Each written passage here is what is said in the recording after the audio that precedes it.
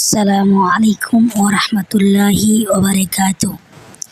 প্রিয় দিনদার মুসলমান ভাই ও বোনেরা, আজকে আলোচনা করব আয়না দেখার দোয়া। এই দোয়াটি আপনি পাঠ করলে আপনার চেহারা উজ্জ্বল হবে।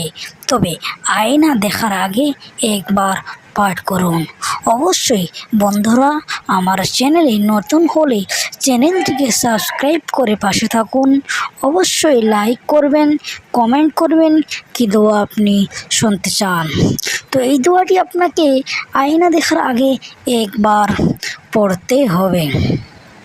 তো বন্ধুরা আমরা যখন আয়না দেখব তখন আমাদের উচিত দোয়া পড়া। দোয়ার মাধ্যমে আল্লাহ রাব্বুল আলামিন আমাদের চেহারাকে উজ্জ্বল করে দিবেন।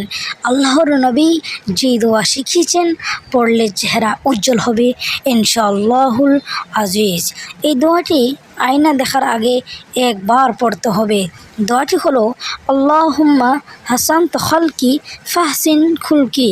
বাংলা উচ্চারণ আল্লাহুম্মা হাসানতা খালকি ফাহসিন খুলকি।